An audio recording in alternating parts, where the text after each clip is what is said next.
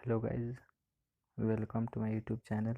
मैं आप लोगों को आज एनसीईआरटी के chapter 7 control and coordination पढ़ाऊँगा।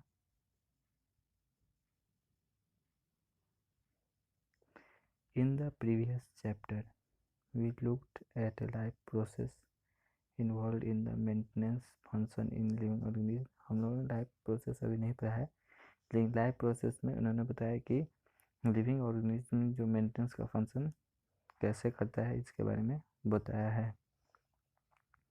There we had started with a notion we all have that if we see something moving, it is alive। हम लोग एक किसी भी चीज़ को मूव करते देखते हैं, या फिर एनिमल्स को या फिर किसी भी व्यक्ति को, तो हम लोग क्या करते हैं, वो अलाइव है, मतलब वो जिंदा है। Some of the some of these movements are in some of these movements are in fact the result of growth as in plant। ये सभी मोमेंट्स जो होता है, रिजल्ट जो होता है, एक प्रकार का ग्रोथ होता है, वो प्लांट में देखने को मिलता है हम लोग को। A seed germinates and grow and we can see that the seedling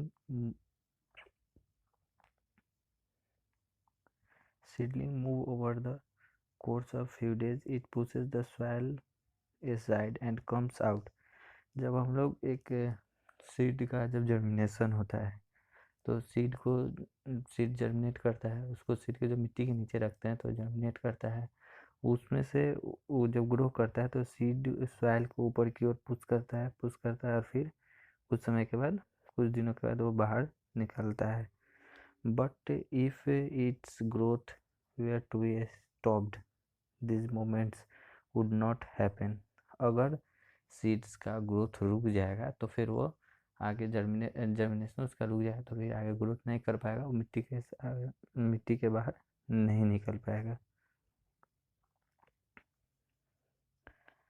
Some of moments as in any animals and some plants are not connected with a growth। बहुत सारे मोमेंट्स जो एनिमल्स में है या फिर प्लांट्स में है, वो ग्रोथ के साथ कनेक्टेड नहीं है। A cat running, children playing on swings, buffaloes chewing cuds, these are not moments caused by the growth।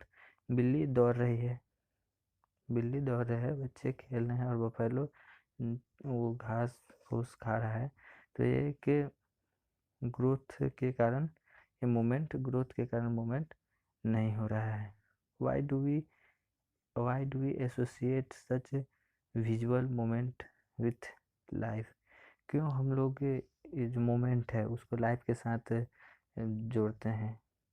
A possible answer is that, एक सही आंसर क्या है, we think of moment as response to a change in the environment of the organism. हम लोग सोचते क्या है कि मूवमेंट जो है एक इन्वायरमेंट, ऑर्गेनिज्म के इन्वायरमेंट में जो बदलाव लाता है, वही मूवमेंट का, वही रिस्पॉन्स है मूवमेंट का।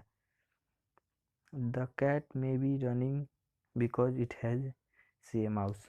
कैट क्यों मतलब बिल्ली क्यों दौड़ रही है, उसको चूहा दिख गया है इसलिए वो दौड़ रही है। तो इसी तरह वो हम लोग को एक बदलाव लाता है ऑर्गेनिज्म के इन्वायरमेंट में, वही हम लोग सोचते हैं कि ये मोमेंट को हम लोग अपनी लाइफ से जुड़े हैं। नॉट ओनली डैट, यह भी सिर्फ नहीं है, we also think of moment as a attempt by the living organism to use changes in the environment to their advantage. और हम लोग मोमेंट को अपने इन्वायरमेंट में जो एडवांटेज होता है उसके लिए भी यूज करते हैं। Plants grow out into the sunshine, जैसे ही सूरज उगते हैं, प्रकाश आता है, तो प्लांट ग्रो करना शुरू कर देता है। Children try to get pleasure and found out swinging. Children को खुशी मिलती है, वो झूले पे झूलते हैं, तब उसमें भी मोमेंट होता है। वो fellows chew cuds to help break off tough food so as to be able to digest it better। वो fellow भी जो टफ फूड होता है उसको च्यूइंग करके ब्रेक करते हैं, उसको जितना भी टफ फूड होता है उसको ईजी करते हैं और उनको डाइजेस्ट करने में आसानी होती है। When bright light is focused on our eyes and और when we touch a hot object, we detect the change and respond to it with movement in order to protect ourselves। जब भी हमारे आँख पर एक लाइट का focus पड़ता है या फिर जब हम लोग किसी गर्म चीज़ को छूते हैं तो अचानक से हम लोग हाथ को हटा लेते हैं, कोई भी चीज़ जो टच करता है उससे हम लोग हटाते हैं तो भी मोमेंट होता है, उससे हम अपने आप को बचाते हैं। If we think a bit more about this, it becomes apparent that all this movement in response to the environment is carefully controlled. Each kind of change in the environment evokes an appropriate movement in response। When we want to talk to our friend in class, we whisper rather than shouting loudly. Clearly, the moment to be made depends on the event that is triggered. Therefore, such control movement must be connected to the recognition of various events in the environment, followed by one the correct moment in response। In another word, living organism must use system providing control and coordination in keeping with the general principle of body organization in multicellular organism। Specialized tissues are used to provide this control and coordination। ये सब introduction है, कोई काम का नहीं है, इसमें से क्वेश्चन नहीं आता है। तो अब इम्पोर्टेंट है, अब हम लोग ये पढ़ेंगे एनिमल नर्वस सिस्टम, ये आपको इम्पोर्टेंट है। In animals such control and coordination are provided by a nervous and muscular tissue. Animal में ये कंट्रोल एंड कोऑर्डिनेशन जो होता है वो नर्वस और मस्कुलर टिश्यू के द्वारा होता है, जो हम लोगों ने क्लास 9 में पढ़ा था। अब हम लोग 10th में इसे अच्छे से पढ़ेंगे।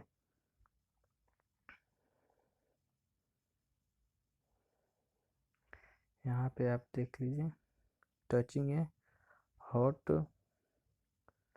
Object is an urgent and dangerous situation for us. कभी भी जब हम लोग किसी गर्म चीज़ को छूते हैं तो उस समय तो हमारे लिए डेंजरस सिचुएशन होता है, तो उससे छूते हैं फिर हम लोग अचानक से हटा लेते हैं। We need to detect it and response to it. तो उसे हम लोगों को उसे डिटेक्ट करने की और रिस्पॉन्स करने की ज़रूरत होती है। How do we detect that we are touching a hot object. अब क्वेश्चन होता है कि हम लोग कैसे डिटेक्ट करेंगे, उससे हॉट ऑब्जेक्ट को छूते हैं तो कैसे डिटेक्ट करते हैं।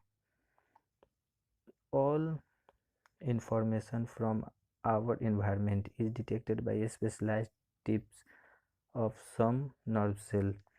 जितने भी इंफॉर्मेशन जो है हमारे एक्सटर्नल इन्वायरमेंट से, बाहर की दुनिया से कोई भी इंफॉर्मेशन जो हम लोग डिटेक्ट करते हैं, एक स्पेशलाइज्ड टिप होता है, हमारे नर्व सेल का टिप होता है, नर्व सेल के आगे टिप पे स्पेशलाइज्ड टिप होता है जिससे हम लोग इसे डिटेक्ट करते हैं। These receptors are usually located in our sense organ such as the inner ear, the nose, the tongue and so on. तो ये सब जो रिसेप्टर है, जितने भी रिसेप्टर है, ये हमारे सेंस ऑर्गन्स पे लोकेटेड होते हैं, जैसे कि कान हो गए, इनर ईयर, नोज, टंग हो गए, स्किन है, ये डिटेक्ट करते हैं। So gustatory receptor will be detect taste while the olfactory receptor will detect smell। तो आपको यहाँ पे इम्पोर्टेंट क्वेश्चन हो गया कि गस्टेटरी रिसेप्टर जो है वो टेस्ट को डिटेक्ट करते हैं और ओलोफैक्टरी रिसेप्टर स्मेल को डिटेक्ट करते हैं। तो आपसे यही पूछा जाएगा, गस्टेटरी रिसेप्टर टेस्ट को डिटेक्ट करते हैं, ओल्फैक्टरी रिसेप्टर स्मेल को डिटेक्ट करते हैं।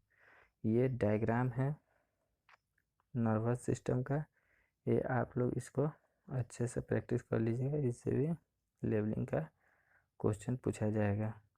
ये आपको देखिए यहाँ पे डेंड्राइट्स हो गया, ये कैरी करता है इसमें न्यूक्लियस है, उसका सेल बॉडी है। ये एक्सॉन है, बीच में ये दो, बीच में जितने एक्सॉन है नर्व एंडिंग सेल है।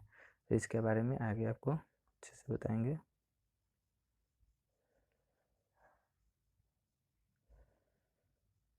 This information acquired at the end of dendritic tip of nerve cell.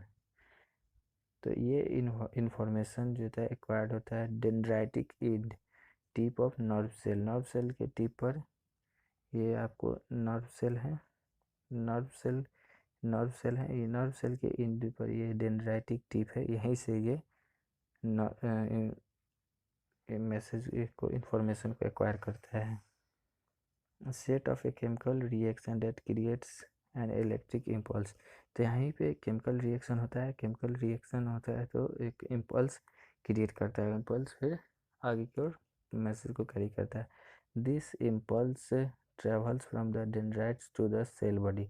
अब क्या है कि यहाँ जो डेंड्राइट्स है, ये डेंड्राइट्स के बाद ये केमिकल रिएक्शन हुआ, यहाँ पे इम्पल्स क्रिएट हुआ, इलेक्ट्रिक इम्पल्स क्रिएट हुआ। ये इलेक्ट्रिक इम्पल्स कहाँ जाता है, सेल बॉडी में जाएगा। सेल बॉडी में जाने के बाद फिर वो एक्सॉन में जाएगा और उसके एंड में जाएगा। फिर सेल बॉडी से यहाँ एक्सॉन में है, एक्सॉन से फिर यहाँ नर्व एंडिंग में आएगा। ये यहाँ पे नर्व एंडिंग है, फिर यहाँ पे दूसरा नर्वस जो दूसरा न्यूक्लियस है, नर्व सेल है, वो प्रेजेंट होगा नर्व सेल। तो यहाँ पे उसका डेंड्राइट्स होगा, फिर वो डेंड्राइट्स यहाँ से कैरी करेगा मैसेज, ये कंटिन्यू होता रहेगा। At the end of axon, the electrical impulse set up the release of some chemicals। तो एक्सॉन का जो एंड है, the end of axon, axon के एंड पे, यहाँ एंड पे इलेक्ट्रिक इम्पल्स जो होता है कुछ केमिकल्स को रिलीज करता है। ये देखिए आप लोग को वो फर्स्ट फोटो जो था वह न्यूरॉन का स्ट्रक्चर था, दूसरा है न्यूरोमस्कुलर जंक्शन। यही जो एक्सॉन का एंड है, ये एक्सॉन है उसका एंड है, ये बल्ब बना हुआ है, यही इसको कहते हैं न्यूरोमस्कुलर जंक्शन। ये दोनों जंक्शन है, यहाँ पे ये कैल्शियम रिलीज कराता है। ये कैपिलरी है, ये मसल्स फाइबर है। यहाँ देख लीजिए माइटोकॉन्ड्रिया है, यहीं पे ये कैल्शियम इससे बाइंड करेगा, फिर टूटेगा और इससे इम्पल्स यहाँ पे ब्रेक करेगा, इम्पल्स इसमें से कैरी करेगा।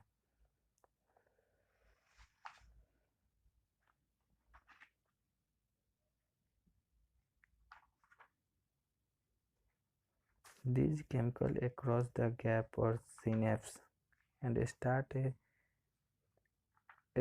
a similar electric impulse in a dendrites of the next neuron। फिर यहाँ जो केमिकल्स रिलीज होगा वो केमिकल्स से रिलीज होगा, केमिकल्स फिर गैप्स और यहाँ पे जो सिनेप्स होता है, एक सिनेप्स होता है जिससे वो फिर इलेक्ट्रिकल इम्पल्स दूसरे जो नेक्स्ट न्यूरॉन होगा उसमें इसमें क्रिएट करेगा उसके डेंड्राइट्स में। तो आपसे यहाँ पे क्वेश्चन पूछा जाएगा कि जो एक्सॉन के एंड से केमिकल रिलीज होता है तो वो नेक्स्ट न्यूरॉन के डेंड्राइट्स में कैसे जाता है, तो सिनेप्स क्या चीज़ से जाता है, सिनेप्स से जाता है। यहाँ पे आपका सिनेप्स से हो जाता है electric impulse. This is a general scheme of how nervous impulse travel in the body. ये एक जनरल तरीका है कि कैसे नर्व इम्पल्स हमारे बॉडी में ट्रेवल करता है। A similar synapse finally allow delivery of such impulse from neurons to other cells such as muscle cells and glands से। ये इसी प्रकार के समान सिनेप्स जो है अलाउ मतलब इम्पल्स को डिलीवर करता है हमारे न्यूरॉन से अदर सेल्स में, जैसे कि मसल सेल्स में ले जाता है, फिर ग्लैंड्स में बहुत सारे इंफॉर्मेशन को ये कैरी करता है।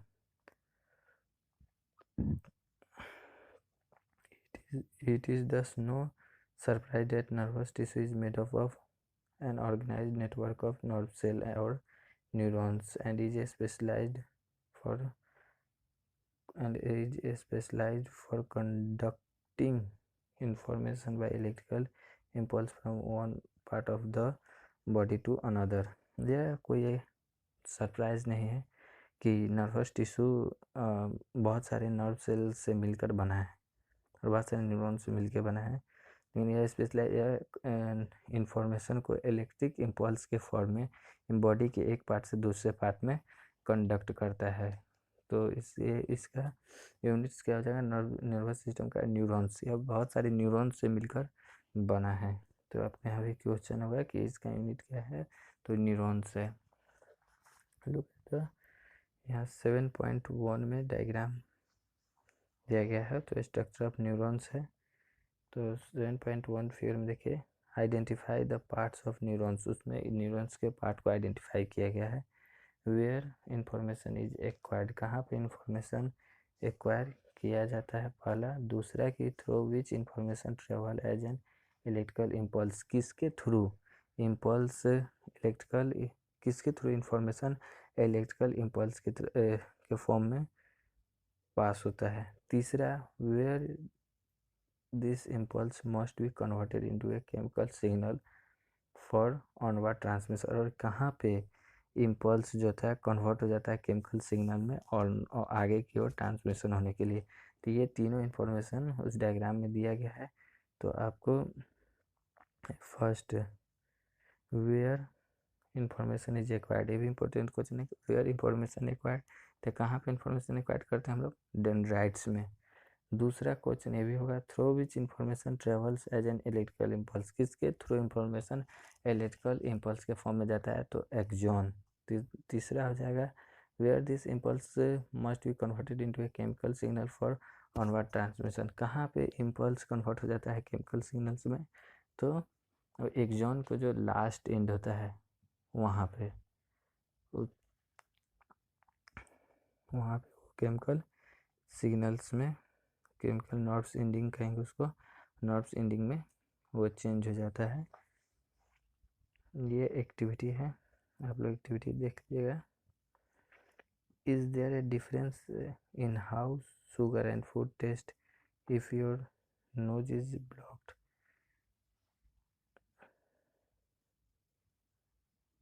अगर हमारा नोज ब्लॉक्ड हो जाए तो कैसे फूड और टेस्ट को हम लोग डिफरेंस करेंगे, ये क्वेश्चन है। If so why might this be happening, कैसे होता है। Read and talk about possible explanation for this kind of difference, do you come across a similar situation when you have a cold. तो ठंड के समय में हम लोग का नाक तो जाम हो ही जाता है, तो उस समय हम लोग कैसे डिफरेंस को क्लियर करते हैं कि ये शुगर का टेस्ट है और ये फूड का टेस्ट है, तो इसी के बारे में हम लोग अभी डिस्कस करेंगे। तो हम लोग अभी डिस्कस करेंगे what happen in reflex action. जब रिफ्लेक्स एक्शन होता है तो उस समय क्या होता है, जो आप कभी भी गर्म चीज़ को छूते हैं तो अचानक से हाथ हटा लेते हैं, वही तो एक रिफ्लेक्स एक्शन है। तो क्या होता है, reflex is a word we use very commonly when we talk about some sudden action in response to something in the environment। Reflex एक शब्द है जो हम लोग यूज करते हैं, हम लोग बात करते हैं उसके बारे में, जब अचानक सा इन्वायरमेंट में कुछ भी रिस्पॉन्स होता है तो अचानक से हम लोग उस पर एक्शन लेते हैं, उसको रिफ्लेक्स कहा जाता है। तो we say I jumped out of the way of the bus reflexively, हम लोग बस से कूद जाते हैं, कूदते हैं, चलते बस से कूदते हैं, वो भी तो रिफ्लेक्स है। I pulled my hand back from the flame reflexively, जब हम लोग हाथ अपने उंगली जब वो कैंडल जलाते हैं, कैंडल के वो जो फ्लेम होता है वहाँ पे हाथ ले जाते हैं, अचानक से पीछे खींचते हैं, वो भी रिफ्लेक्स है। I was so hungry my mouth start watering reflexively, हम लोग को भूख लगता है या फिर कोई भी चीज़ देखते हैं, गोलगप्पा देखते हैं तो मुंह में पानी आना शुरू हो जाता है, वो भी एक रिफ्लेक्स है, मुंह में रिफ्लेक्स एक्शन होता है जिससे सलीवा रिलीज होना शुरू हो जाता है। What exactly do we mean, क्या इसका क्या मतलब है, एग्जैक्टली क्या मतलब है। Common idea in all such example is that we do something without thinking about it, ये सब हम लोग, ये कॉमन आइडिया है कि ये सब जितना भी एग्जाम्पल है ये सब हम लोग बिना सोचे अचानक से करते हैं, इसके बारे में हम लोग कुछ सोचते नहीं हैं और इसे हम लोग करते हैं without feeling it's control of A reaction. तो रिफ्लेक्स एक्शन पे हम लोग का कोई कंट्रोल नहीं होता है, भी है कि रिफ्लेक्स एक्शन में हम लोग का कोई कंट्रोल नहीं होता है और इसमें हम लोग कुछ सोचते नहीं हैं। These are situations where we are responding with some action to change in our environment। हमारे इन्वायरमेंट में भी जब बदलाव होता है, चेंजेज होता है, तो ये सब एक्शन रिस्पॉन्ड करता है। जैसे कि जब बहुत गर्मी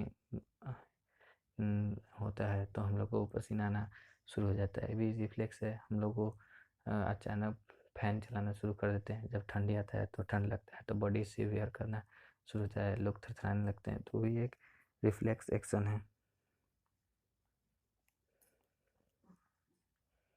Let us consider this further.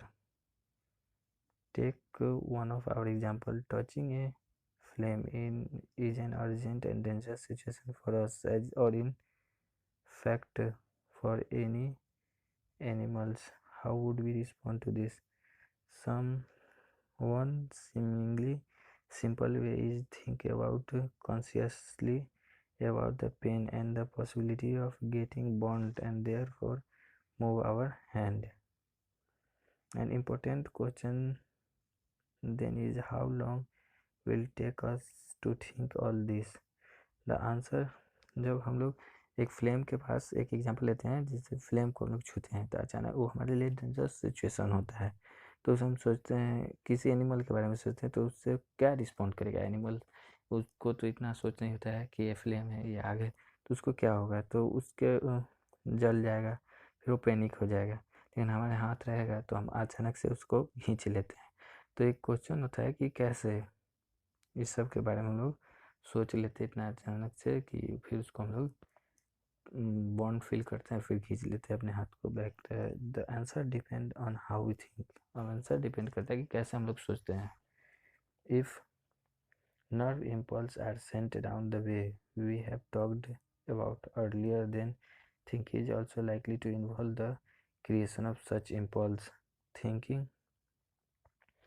Thinking is a complex activity, so it is bound to involve a complicated interaction of many nerve impulse for many neurons। तो हम लोग अगर नर्व्स इम्पल्स हमारे मतलब भेज दिया जाता है चारों तरफ, तो इतना बहुत जल्दी भेजा जाता है, तो उसके बारे में सोचते हैं। Likely to improve creation of such impulse, तो इस इम्पल्स के जो क्रिएशन है उसके बारे में सोचते हैं। थिंकिंग जो एक एक्टिविटी है और यह इन्वॉल्व होता है, इसमें कॉम्प्लिकेटेड इंट्रैक्शन इन्वॉल्व होता है जो हमारे न्यूरॉन्स, बहुत सारे न्यूरॉन से नर्व इम्पल्स में जाता है।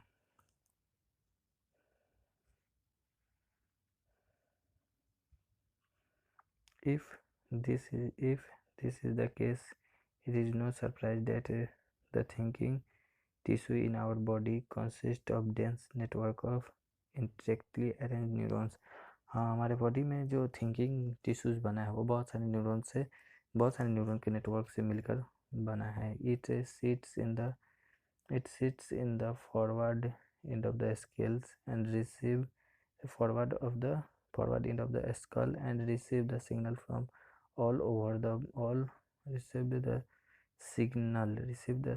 all over the body which it think about, therefore responding to them। या जो थिंकिंग टिश्यूज बहुत सारे न्यूरॉन से मिलकर बनाए हैं हमारे फॉरवर्ड एंड, स्कल के फॉरवर्ड एंड पे है, और वो सिग्नल पूरे बॉडी से रिसीव करता है और वो रिस्पॉन्स के बारे में सोचते रहता है।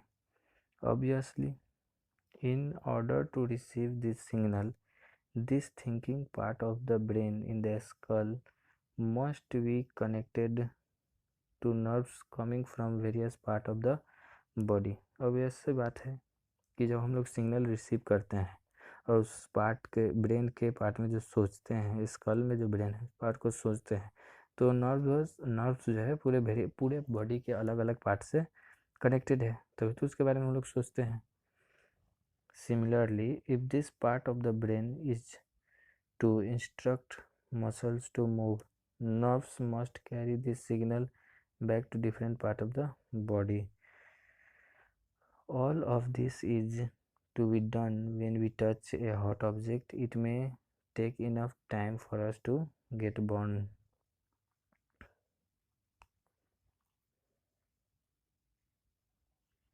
How does the design of body solve this problem?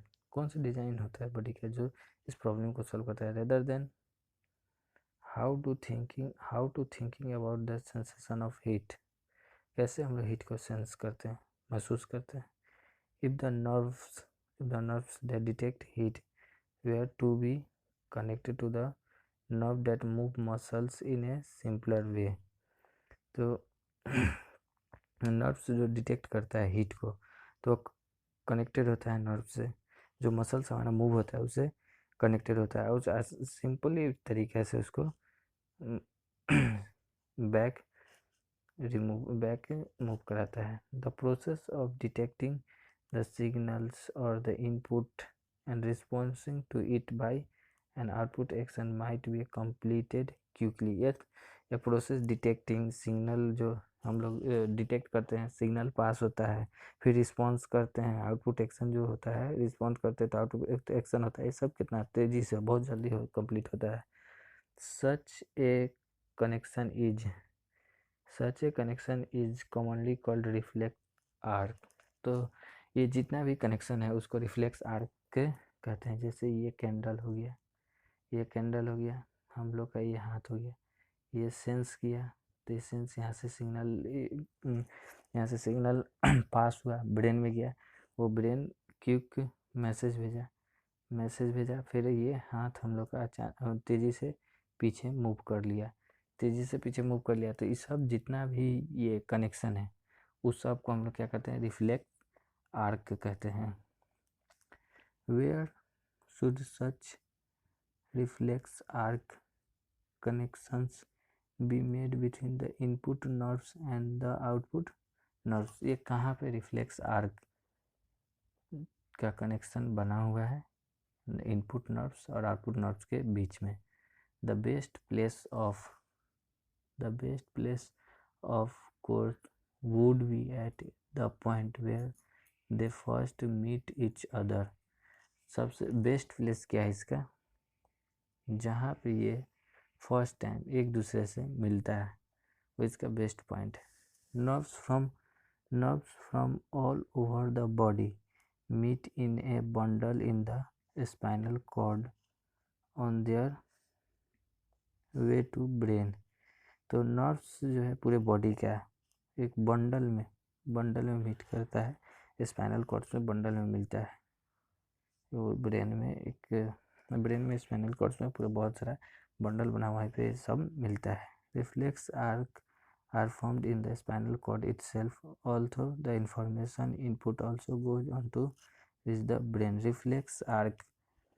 Reflex arc spinal cord में बनता है, खुद के स्पाइनल कॉर्ड में बनता है और इन्फॉर्मेशन को ब्रेन तक पहुंचाता है.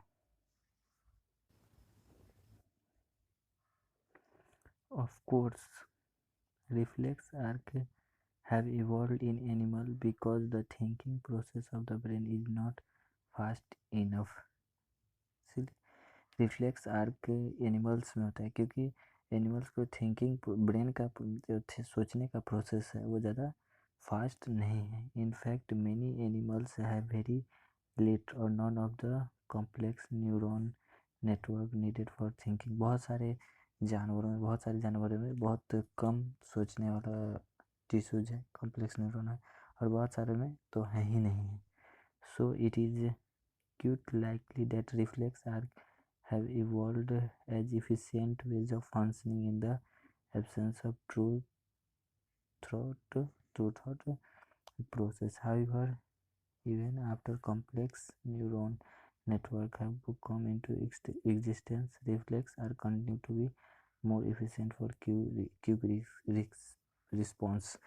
तो कॉम्प्लेक्स न्यूरॉन्स का जो नेटवर्क होता है, न्यूट्रॉन होता है, वो एक साथ एग्जिस्ट करता है, और रिफ्लेक्स आर्क कंटिन्यू जो होता है ज़्यादा तेज़ी से रिस्पॉन्स के लिए रिफ्लेक्स आर्क होता है। तो हम लोग रिफ्लेक्स आर्क का यहाँ पर डायग्राम देखेंगे। यह है रिफ्लेक्स आर्क का डायग्राम, जिसे आप याद रखिएगा। जैसे ये हॉट वाटर है, यहाँ पे ये हमारे हैंड रिसेप्टर है स्किन में, ये रिसेप्टर हीट महसूस किया, फील किया, सेंसरी न्यूरॉन मैसेज लेके गया, सेंसरी न्यूरॉन मैसेज लेके यहाँ से गया। ये कहाँ गया? स्पाइनल कॉर्ड में, CNS central CNS central nervous system. फिर यहाँ मैसेज ब्रेन में गया, CNS से कहाँ गया? ब्रेन में। ब्रेन से फिर मैसेज आया, ये देखिए यहाँ पे रिले न्यूरॉन्स है, रिले न्यूरॉन्स ब्रेन से मैसेज करके फिर मोटर न्यूरॉन्स में आता है। फिर मोटर न्यूरॉन्स हमारे हैंड्स को मैसेज देता है, और मैसेज हैंड को आउटपुट आता है और रिमूव करता है। तो आपको सबसे इम्पोर्टेंट बात यह है कि मैसेज को फील करता है, तो उसको कौन करता है, कौन कैरी करता है? तो सेंसरी न्यूरॉन हमारे फीलिंग्स को कैरी करता है, और मोटर न्यूरॉन्स और मैसेज जो ब्रेन से मैसेज आता है उसको रिस्पॉन्स देता है। तो रिस्पॉन्स का काम मोटर न्यूरॉन करता है, फीलिंग्स जो महसूस होता है उसको इम्पल्स को सेंसरी न्यूरॉन मैसेज करता है। Can you now trace the sequence of event which occur when a bright light is focused on our eye?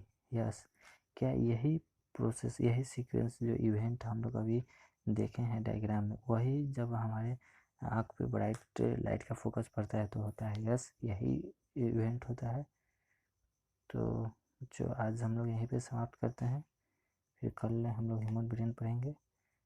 Thanks for watching. आपको अगर ये वीडियो अच्छा लगा हो तो लाइक कीजिए, शेयर कीजिए और चैनल को सब्सक्राइब कीजिए।